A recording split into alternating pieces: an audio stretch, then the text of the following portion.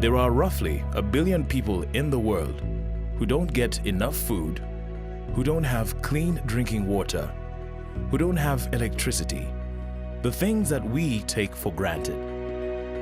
The world is getting better, but it's not getting better fast enough. And it's not getting better for everyone. The bottom billion misses the benefits of the global economy. 2013 will mark close to 50 years of UNDP in Uganda, supporting the country in its development efforts. This is the story of how UNDP is helping to make this happen in Uganda.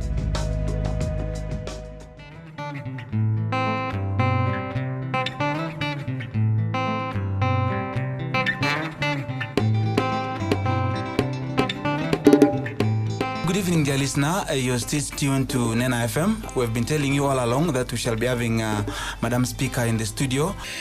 Our objective is to be close to the population, to understand their needs, to understand their challenges, so that as we are planning, as we are debating, as we are allocating resources, as we are making laws, what we do is relevant to the population. Parliamentary outreach to me means that citizen institution reaching out to the people, building and linking closely with the citizen, and getting a feedback directly from the people. This project aims at making sure that government delivers services to the people according to the budget which Parliament passes and the amount of monies which have been appropriated or given to government in a particular financial year. We make legislation for the local governments, we make budgets for the local governments, we plan for the whole country, but it's important to get a feel of what it is they really need and what need to improve. So it's really getting to know our clients, so to speak. So this workshop is so enriching because we have come out with resolutions on some of the issues that have been neglected for quite a long time.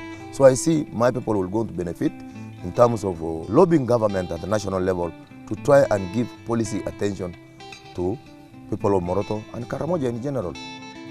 The key milestones has been the whole aspect of taking Parliament to the public and also enabling an interface between the national parliament and the district local parliaments.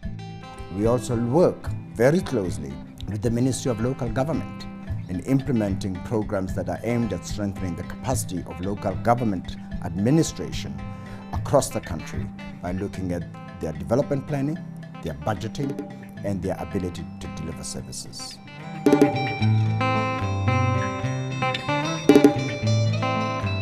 DMAT is the development of inclusive markets in agriculture and trade. DMAT is a 4-year agriculture and trade project. It addresses farmers' problems as far as accessing markets is concerned. The project strategy to addressing these challenges is to create linkages between these farmers, particularly their produce organizations, with buyers on the one hand, and also the same linkages with those who support them in terms of services and access to inputs that they need. Then a carmo carangage, one organization, Mama Gibian Wayne, Uno go Jimmy Wo, Wawilo, Ero King, a Gicher Peggy Mama 12. Kirman and Payer, my UNDP, and Kirwani. Mean what care penny la Pugata de Chual Jimmy Kirego, he took a wheel now short, my pet of re or my ballet, one any bed over my milk care, Kilpu, Medeki Poo, and no choke don't care, Gonya. We provide the resources to facilitate the meetings and the discussions and the negotiations. And we also provide support for ensuring that the linkages work in terms of the quality assurance, in terms of other capacity gaps that might be identified between a particular linkage. So that we are only a catalyst for a short time, and then when we step out, they can continue on that trajectory. The purpose of the program is to ensure that the farmer is integrated fully into the value chain for the maximum benefit of what he produces.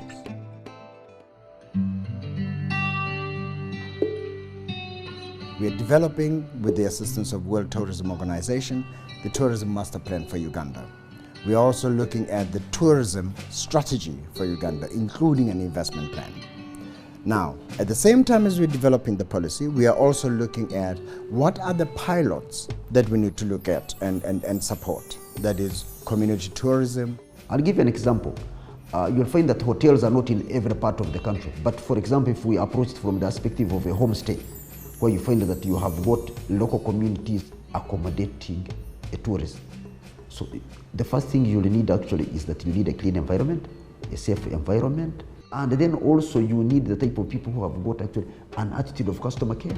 So that at the end of the day, if this tourist has got a good experience, he's now able to go and talk about it, and that will actually you create that ripple effect. And that is the reason why we as UNDP consider this sector as a critical sector for our support. It creates jobs, it protects the environment, and it makes Uganda stand out on the map of Africa as the pearl of Africa. The Strategy and Policy Unit, as the name says, is a unit which is supposed to be providing strategic advice to a number of agents or actors, government and also senior management in UNDP and the UN country team in Uganda. Perhaps one of the most interesting pieces of work we are currently involved in is this capacity development project with the Ministry of Finance to bring to Uganda this tool, this modeling tool that allows to do very sophisticated analysis of the links between the economy, between society and the environment. It's an economy-wide model, a mathematical model, which is you use through a specific software and use real data and allows you to run projections and simulations of where Uganda will be if certain policies are implemented. The Millennium Development Goals reports are a critical monitoring tool. It helps all stakeholders in Uganda, from government to civil society, private sector, development partners, parliament, to individual citizens, to monitor progress in achieving the MDGs.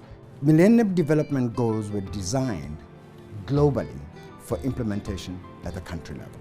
The difference with the post-2015 development agenda is for countries to now set those development targets themselves, so that they're then amalgamated into a global goals that countries can then identify them.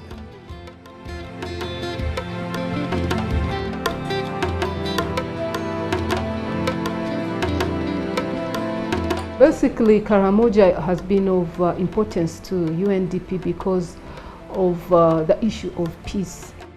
This area has been dealing in cattle raiding. There's been a lot of conflicts within the region as a result of sharing resources, scarce resources in terms of cattle. And because of that scarcity, communities have developed conflicts amongst themselves. And because of that, peace has been jeopardized. So UNDP has come in basically to deal with the causes of a lack of peace in the region. Lopusuk Quarrying Group, formed to give cattle rustlers an alternative way of life through quarrying.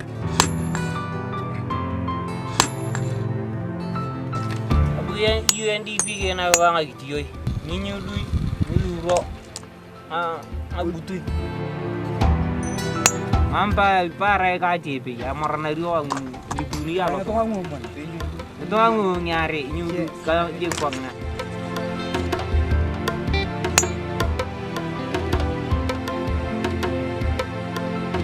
With the money accumulated through quarrying, the group has been able to extend loans to its members, which can be used to buy livestock, replacing cattle rustling. By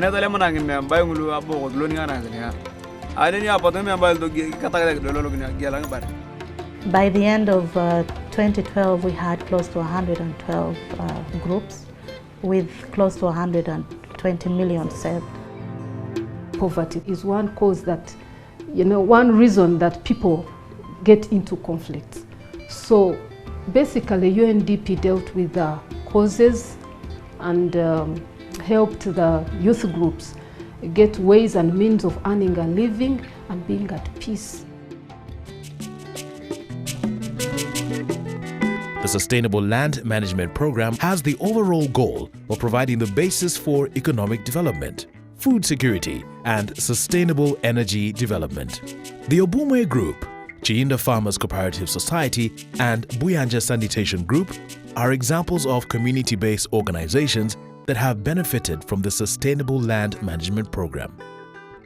For us as Obume Group, we wrote a proposal on construction of biogas digesters.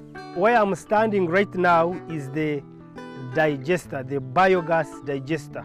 The design here is such that the temperatures must be a little bit high, in the range of 25 to 30 degrees Celsius. That's when the digestion takes place better. The gas that is trapped on top of the biomass in the digester is piped off to the kitchen, where it is utilized for cooking and lighting. In terms also of sustainable livelihoods is to look at other sources of energy that can be utilized at the family and household level. But that must also inform the greater policy initiative that is sustainable energy for all. The other component of the project was rainwater harvesting facilities. As you realize, this area is water stressed. The biogas itself, the dung which we mix, needs a lot of water. So water is a must in order to have this project running.